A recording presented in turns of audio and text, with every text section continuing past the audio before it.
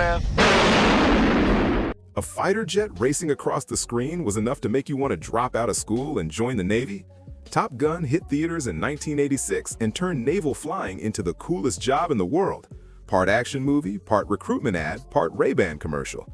Tom Cruise starred as Lieutenant Pete Maverick Mitchell, a bold pilot with more confidence than flying time and a smile that probably broke several rules. Anthony Edwards played Goose, the best wingman in movie history, and the reason a whole generation still feels emotional when they hear Great Balls of Fire. Kelly McGillis was Charlie, the civilian teacher who somehow fell for Maverick's strange singing and awkward dating style. And Val Kilmer, rest in peace, did more with a tight jaw and a slow-motion teeth snap than most actors do with a full speech as Iceman. And Tom Skerritt kept everyone steady as Viper. Directed by Tony Scott and produced by Don Simpson and Jerry Bruckheimer, Top Gun earned over $350 million worldwide.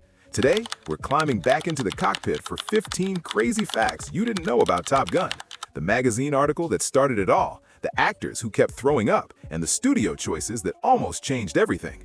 Now, before we jump in, hit like and subscribe to Golden Words for more deep dives into the movies we grew up with. And share this with a friend who still blasts Danger Zone every time they merge onto the highway.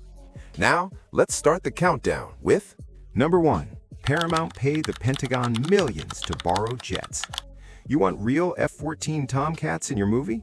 In 1986, the U.S. Navy had a meter running, and it was not cheap.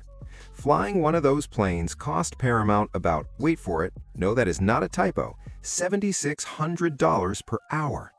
Every time one of those jets flew across the sky, the studio was losing money faster than Maverick went through wingmen. By the time filming ended, Paramount's bill with the Pentagon reached $1.8 million. That covered the jets, access to Miramar Naval Air Station, several aircraft carriers, and basically a whole floating city full of military equipment. And here is the shocking part. The movie's total budget was only $15 million. That means about 12% of Top Gun's money went straight to renting the United States Navy, and somehow it was still a great deal. One single F-14 Tomcat cost the government about $38 million to build. That is more than twice the budget of the entire movie. Okay, buddy, what's on your mind? Oh shit, there's two of them! Paramount basically got to use billions of dollars worth of military equipment for the cost of a fairly small action movie. Try doing that with model miniatures and whatever early computer effects existed back in 1986. Number 2. A magazine article started a blockbuster. In May of 1983, a writer named Ehud Yoneh published a feature article in California magazine called Top Guns. You look at the end of the movie, it said inspired by an article in California magazine. It was a detailed, exciting look at the real fighter pilots training at Naval Air Station Miramar in San Diego, a base the pilots had nicknamed Fighter Town, USA. Yoneh followed 2 Navy pilots as they went through the intense 5-week Top Gun course. The writing was clear and powerful, and the aerial photography by Lieutenant Commander Charles Heater Heatley was amazing. The world Yoneh described, young pilots pushing multi-million-dollar jets to their limits, competing for bragging rights and top rankings, sounded like the perfect setup for a movie that had not been made yet. Producers Don Simpson and Jerry Bruckheimer read it and instantly saw huge money potential. Within 2 months of publication, they bought the film rights. The problem was getting anyone else excited about it. Many screenwriters turned down the project. Directors David Cronenberg and John Carpenter both said no, and Hollywood was not exactly rushing to make a movie about Navy pilots with call signs. Simpson and Bruckheimer finally hired Jim Cash and Jack Epps Jr. to write the script. Epps did serious research, attending declassified Top Gun classes at Miramar, and even flying in a real F-14 to feel what the pilots experienced. The first draft was hated by Simpson and Bruckheimer. The final movie would look almost nothing like that early version. But none of it would have happened without Yoneh's article. That single magazine piece, written to show a side of military life most Americans never saw, accidentally gave Hollywood the plan for one of the decade's biggest hits. And Yoneh's estate later made headlines again. In 2022, his widow and son sued Paramount over the sequel, saying the studio let the original film rights expire and still made Top Gun Maverick without paying them. Paramount fought back and won. The court decided the sequel was not similar enough to Yone's article to count as copying. In the end, Hollywood found a loophole that even a fighter pilot could not fly around. Number 3. The cockpit scenes were a studio trick. And yes, the jets still made people sick. Now here is a detail that might ruin the magic. Most of those intense cockpit close-ups were not filmed inside real F-14s. They were shot inside a fake cockpit mounted on a moving platform, hidden away in a hangar behind Burbank Airport. Tony Scott wanted to film everything in real jets. The Navy agreed, the actors were ready, but the problem was that you could not hear a single word anyone was saying. Between the loud engines and the rushing wind, the sound was completely useless. So, the production built a detailed F-14 cockpit model, bolted it to a motorized base, and filmed the actors using rear projection, while crew members stood just off camera spraying them with water bottles to fake sweat. That is right. Every time Maverick looks like he's struggling under 7G forces, there was a guy with a spray bottle soaking Tom Cruise's forehead. Now, the actors did fly in real F-14s, just not for the dialogue scenes, and it did not go very well. Tom Cruise got violently sick on his first flight after a pilot named Bozo, and yes, that was really his name, decided to push him to the limit.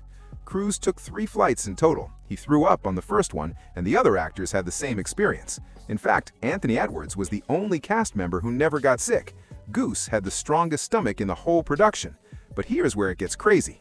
All of the outside flying footage was real, with real Navy pilots, real F-14s, and cameras strapped to an A-7 intruder and a Learjet chasing real dogfight moves across the sky. And one of those pilots was a man named Scott Altman, who later became a NASA astronaut. He flew the famous buzzing the tower shots. Goddamn son of a... 9 takes, 9 times racing past the Miramar control tower at low height because the director wanted different choices. He also flew the upside-down scene where Maverick flips off the enemy pilot. That is Altman's middle finger in the shot, not Tom Cruise's. So when you watch Top Gun, just remember the sweat is fake. The close-up shots were filmed on a moving platform in Burbank, and a future astronaut was the one actually breaking all the rules. Number 4. The volleyball scene was meant to be pointless filler. Tony Scott did not film the volleyball scene to move the story forward. He filmed it because he wanted to. Coming from a background in high-end commercials, Scott cared deeply about how things looked, the sunlight, the sand, and the way muscles shined in the light. To get that perfect 1980s glow, production assistants were constantly spraying the actors with water and baby oil, all timed perfectly for the golden hour sunlight. The result was pilots who looked less like normal people and more like MTV-style heroes. Paramount naturally went crazy. They thought it was a waste of money and told Scott they wanted more fighter jets and a little less shirtless posing, but Scott refused to cut the scene. Let's go! He knew the audience, especially female fans, would love it, and they absolutely did. This was not just eye candy, it was one of the few scenes where Maverick and Iceman compete outside the cockpit. No flight suits, no ranks, just pure competitive energy on the sand. Kenny Loggins' song Playing with the Boys made it a classic montage moment. And decades later, parodies and tributes keep showing that what the studio called filler became one of Top Gun's most memorable pop culture moments. Number 5. Ray-Ban was almost dead until Maverick. In the early 1980s, Ray-Ban's aviators were in real trouble. Originally made in the late 1930s for real fighter pilots, they had become the ultimate dad sunglasses. They were clunky, old-fashioned, and sales were falling. The brand was only selling about 18,000 pairs a year, and the aviator line was struggling to stay popular. Ray-Ban had already been saved once by risky business, which helped the Wayfarer, but the aviator was still barely hanging on. Then Tom Cruise wore them. Those gold-rimmed Ray-Ban aviators were more than just sunglasses. They were a statement. Maverick was not safe, polite, or predictable. He was fast, daring, and cool in a way you could not teach. Suddenly, everyone wanted to look like him. The effect was instant.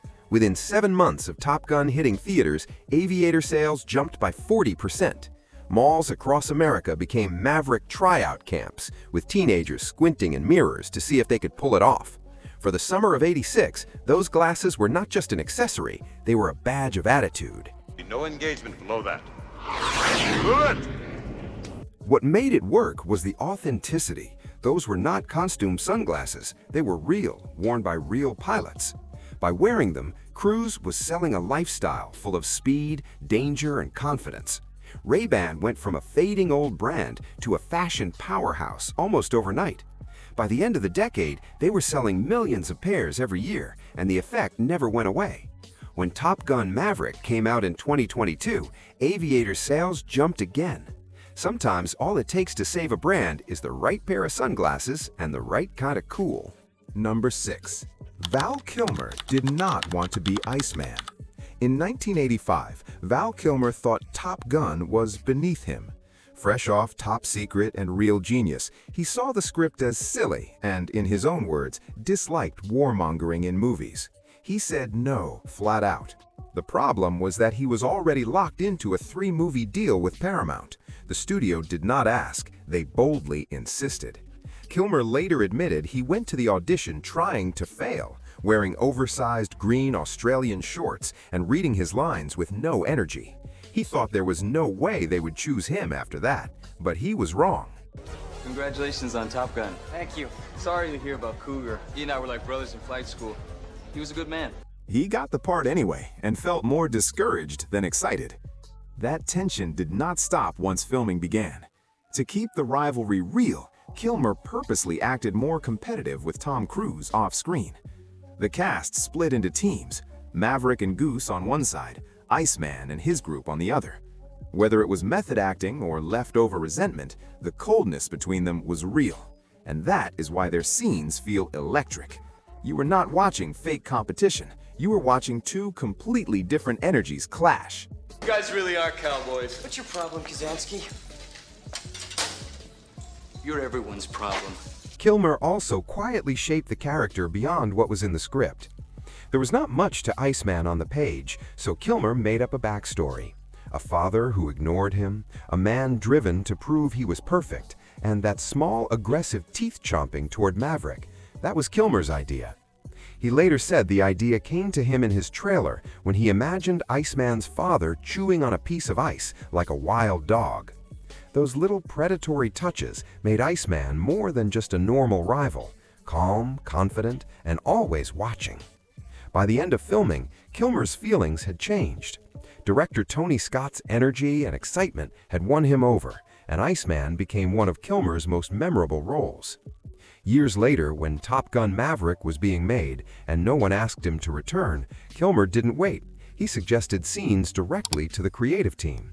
The actor who did not want the role at first ended up creating one of the most unforgettable rivals in movie history. Number 7. The enemy planes do not exist. Here's the truth about the scary Soviet fighter jets in Top Gun. They are about as Russian as a cheeseburger. In the 1980s, Hollywood could not exactly call Moscow and borrow a few MiGs for a Tom Cruise movie, so the filmmakers did what any clever production would do: they faked it. The enemy jets were actually Northrop F-5 Tiger IIs, American-made planes the Navy already used to play the bad guys in training exercises. To make it look real, they painted them black, added red stars on the tails, and called them MiG-28s. Against the big F-14 Tomcats, the smaller F-5s made a perfect underdog versus giant look in the sky, even though in reality, the giant was chasing its own teammate in a Halloween costume, and that name was a total giveaway. Your data on the MiG is inaccurate. How's that, Lieutenant? We happened to see a MiG-28 do a 4G negative dive. Real Soviet MiGs were almost always odd-numbered: MiG-15, MiG-21, MiG-23, MiG-29. By calling this one a MiG-28, the filmmakers were basically winking at anyone paying attention. The jet was completely made up, which meant the script could give it any abilities the scene needed, even moves that would make a real aircraft engineer spit out their coffee. The movie also never told you who the enemy actually was. No country was named, no flag shown, just the enemy. The red stars hinted at the Cold War, but the script stayed purposely vague. That choice kept Top Gun from feeling outdated politically and made the conflict simpler: us versus them, skill versus skill. Here's the kicker though: those fake MiGs were actually the most realistic detail in the whole movie. At the real Top Gun school, Navy pilots trained for years against F-5s painted to look like enemy planes. When Maverick and Goose studied those silhouettes in the classroom, they were looking at the exact same planes Hollywood dressed up for the final dogfight. The scariest villain in Top Gun was a jet that never existed, built from American parts, painted to look foreign, and given a name that any aviation nerd would spot as fake in about 2 seconds. Number 8. The bar scenes gave us two of the most rewatchable moments in the movie. Top Gun has fighter jets, rivalries, and tragedy, but some of its most unforgettable moments happen with both feet on the ground and a drink in hand.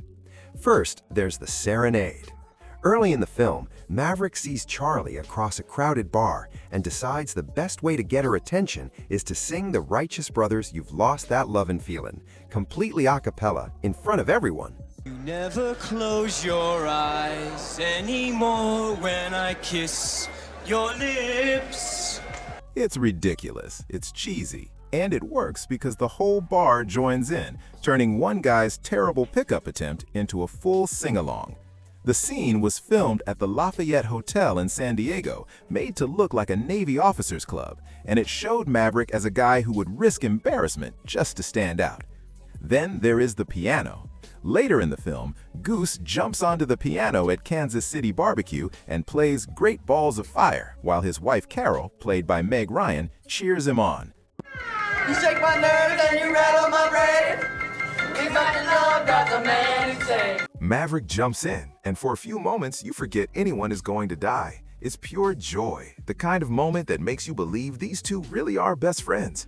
Together, these scenes did something the dogfights couldn't. They made you fall in love with Maverick and Goose as people, not just as pilots, and they started 1,000 karaoke nights in the process. Okay, we need a quick pause because I have to know, who was your favorite Top Gun character? Let us know in the comments below. And while you're there, make sure to hit that like button and subscribe, you silly goose, because we dive into your favorite retro TV shows and movies every single week. All right, let's get back into the countdown with Number 9. The inverted shot is a beautiful lie. That upside-down shot became the image of Top Gun. Maverick flips his F-14 upside down, slides above a MiG-28, and flashes the finger while Goose takes a Polaroid. But here's the thing. If you showed that scene to a real naval pilot, they would laugh you out of the room. The physics just do not work. The F-14 Tomcat has twin vertical stabilizers, huge tail fins that make flying canopy to canopy like that physically impossible without turning both planes into a fireball. Well, if you were directly above him, how could you see him? Because I was inverted. And even if you could magically fix the geometry problem, flying that close to another jet creates total aerodynamic chaos. The airflow between two planes that close could literally pull them into each other. Real pilots fly in staggered formations to avoid this. Then there's the fuel problem. Fighter jets aren't made to fly upside down for long. Go inverted for more than about 15 to 20 seconds, and the engine starts starving for fuel. You would flame out and drop like a very expensive rock. So how did they get the shot? Well, here's the cool part. They cheated, but not the way you'd think. According to Dave Barron, a Top Gun instructor who actually flew sequences for the movie, the F-5 pilots playing the MiG crew flew in tight formation alongside a Learjet with a camera, piloted by legendary aerial cinematographer Clay Lacy. On cue, they looked up at the sky and acted surprised. The catch? There was nothing above them. The upside-down F-14 was added later with optical compositing, one of the few special effects shots in the whole film. That's right, the most unforgettable aerial moment in Top Gun history was two pilots staring at clouds and pretending to be scared. The dialogue doesn't help the realism either. When Maverick brags about a 4G negative dive, the physics experts wince. If the F-14 is inverted and pulling positive Gs, the MiG below would have to pull negative Gs to keep distance, which would basically turn the pilot's eyeballs inside out. The human body blacks out around -3 Gs before things get dangerous. But none of that mattered. Tony Scott understood something important. Movies aren't documentaries. He needed an image that screamed danger, skill, and style, and he got it. The fact that it was physically impossible just made it even more memorable. Number 10. Maverick's motorcycle was the fastest in the world. In 1984, Kawasaki quietly released the GPZ 900R, the very first bike to be called the Ninja. And it wasn't just fast, it looked futuristic too. The GPZ 900 Ninja, the world's first inline four-cylinder superbike with 16 valves and liquid cooling. With a 16-valve liquid-cooled inline-4 engine and a top speed of 151 miles per hour, it became the first production motorcycle in the world to go over 150, the closest any two-wheeled machine could get to feeling like it belonged next to a fighter jet. So when Maverick races that F-14 down the runway, he isn't just showing off, he's riding the most advanced street-legal bike money can buy. Here's the wild part. Tom Cruise had never ridden a motorcycle before filming. Zero experience. To prepare for the role, he went to House of Motorcycles in El Cajon, California, where the staff taught him the basics right in the parking lot. By the time filming started, he was riding at high speed without a helmet, permanently cementing himself in movie history and giving every mom in America a heart attack. My review of your flight performance in the test was right on in my professional opinion. I can't hear you. Eagle-eyed fans noticed something else too. The Kawasaki tank logos were missing. According to Mike Vaughn, Kawasaki's marketing director at the time, the producers originally asked for 3 bikes for free, promising great exposure. Kawasaki had been burned before by productions that never returned loaned bikes, so Vaughn offered to sell them at dealer cost instead. When the producers threatened to go to Honda, Vaughn just shrugged and gave them Honda's phone number. The bikes eventually came from a San Diego dealer, and the production removed the Kawasaki badges from the tanks, leaving only the Ninja logos visible. It didn't matter, because everyone still knew exactly what bike it was. After Top Gun hit theaters, the word Ninja became shorthand for fast, and Kawasaki's sport bike line rode that wave for decades. Number 11. The sequel took 36 years and almost won Best Picture. In 1986, Top Gun was a popcorn blockbuster. Critics shrugged, audiences screamed, and no one expected it to land anywhere near the Oscars. Fast forward 36 years, and Top Gun Maverick hit theaters in May 2022 and did something almost unheard of. It got better reviews than the original, like way better. The sequel scored 96% on Rotten Tomatoes, made nearly $1.5 billion worldwide, and became the highest-grossing film of Tom Cruise's entire career. Then came awards season. The film earned 6 Academy Award nominations, including Best Picture, a category that rarely includes summer blockbusters. It won the Oscar for Best Sound, and the National Board of Review named it the Best Film of 2022. At Cannes, Cruise received a 5-minute standing ovation and a surprise honorary Palme d'Or. For a moment, it looked like the fighter pilot movie might actually pull off the ultimate upset. But there was one glaring omission. Tom Cruise didn't get a Best Actor nomination. He skipped the ceremony entirely, choosing to stay on set filming Mission Impossible 8 in the UK. Whether that was disappointment or dedication depends on who you ask. Either way, the guy who, in Steven Spielberg's words, saved Hollywood's ass wasn't even in the building when the trophies were handed out. 36 years later, Maverick finally got his flowers, just not all of them. Number 12. The love scene was added after filming ended. The Take My Breath Away sequence was the peak of 1980's cinematic swoon. Slow motion, shining silhouettes, and that blue-tinted glow. It was pure heartthrob magic, but behind the scenes, it was a desperate fix. Test screenings in New York and Los Angeles went great, but Chicago, not so much. Audience members walked out saying they wanted more of a love story. In the original cut, Maverick and Charlie's relationship was subtle, almost businesslike, so the filmmakers rushed to fix it. 5 months after principal photography had ended, there was a problem. Tom Cruise was already filming The Color of Money for Martin Scorsese, and Kelly McGillis had moved on to another movie and dyed her hair dark brown. To get Cruise, Tony Scott had to fly to Chicago and get Scorsese's permission to borrow his star for a single day. Scorsese agreed. Now they had to hide all the continuity issues. McGillis wore a baseball cap in the elevator scene to cover her hair.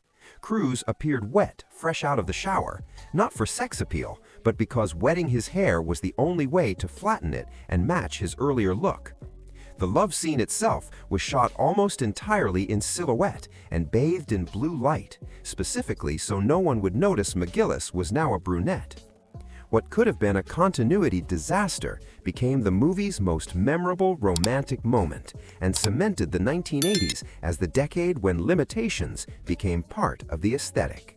Number 13. The soundtrack became the sound of the 80s. Top Gun made a killing at the box office, but the soundtrack basically owned your entire summer. It stayed at number 1 on the Billboard 200 for 5 non-consecutive weeks, outsold every other soundtrack in 1986, and went on to sell over 9 million copies. AllMusic called it a quintessential artifact of the mid-80s, and honestly, that's an understatement. Here's the wild part. The 2 biggest songs almost didn't happen before anyone even heard them. Danger Zone bounced around Hollywood like a hot potato that nobody wanted. Jefferson's Starship passed, it was too pro-military. Toto got caught in legal drama with the producers. Bryan Adams said no because he thought the movie glorified war. Corey Hart only wanted to sing his own songs. And REO Speedwagon? Kevin Cronin admitted the notes were too high for him. By the time the producers called Kenny Loggins, they were basically desperate.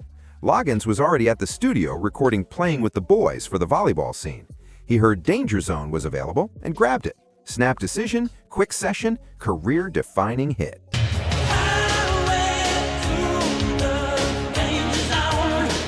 The song stalled at number 2, held back by Peter Gabriel's Sledgehammer. But it didn't matter. Danger Zone became the sound of pure adrenaline. Take My Breath Away had its own drama. Giorgio Moroder gave Berlin first choice on both songs, hoping they would pick the rock song. Lead singer Terry Nunn wanted the ballad.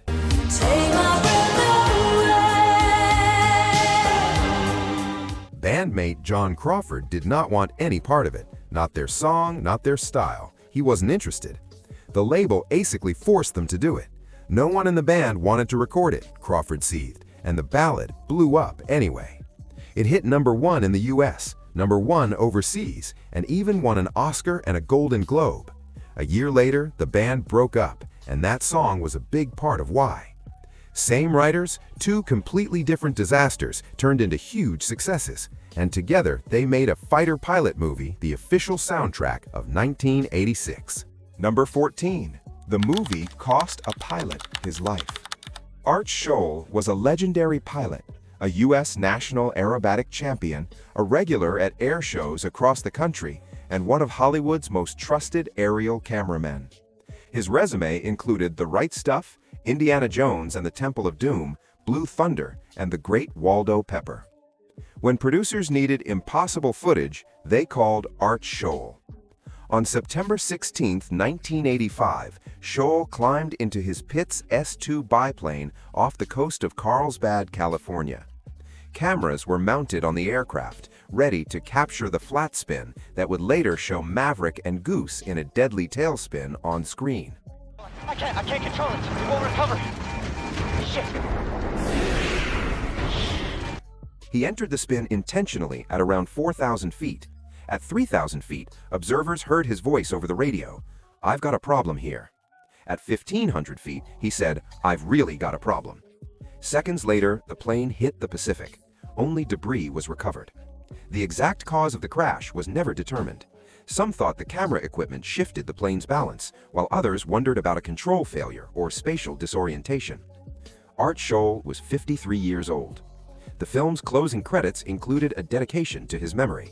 It's a quiet reminder that when Maverick and Goose tumbled through that flat spin, the tension isn't just Hollywood magic. It's the echo of a man who gave everything for that shot. Number 15. Top Gun was the coolest military recruitment campaign ever made. Let's be honest, in 1986, the US Navy wasn't exactly waiting for people to find them. They went straight to the source, movie theater lobbies. As soon as the end credits rolled, recruiters were already set up outside, catching teenagers while their ears were still ringing and their adrenaline still pumping. Before you could even process what you'd just seen, someone was handing you a pamphlet. It was the most aggressive career fair in history, perfectly timed for the exact moment when every kid in America wanted to be Maverick. And it worked, or so the legend goes. Some reports claimed interest in Navy aviation programs jumped by as much as 500%, though official numbers have never confirmed that figure. What we do know is that recruiters saw a real bump in calls, and Lieutenant Commander Laura Marlowe, who oversaw recruiting in parts of Arizona and San Diego, told the LA Times that 90% of new applicants had seen the film. The actual overall Navy enlistment increase that year was about 8%. Still, the vibe was real. But the bigger impact wasn't about numbers. Top Gun didn't just boost recruitment, it rebranded the military. Maverick, sir. How's it feel to be on the front page of every newspaper in the English-speaking world? Even though the other side denies the incident, congratulations. Thank you, sir. For a Gen X kid sitting in a theater in 1986, the line between fantasy and future had never been blurrier. You didn't just want to watch Maverick, you wanted to be Maverick. And there you have it, 15 weird and wonderful facts about Top Gun. Which one blew your mind the most, and which ones did we forget? Let us know in the comments below, and be sure to like and subscribe so you don't miss any of our trips down retro movie lane. Until next time.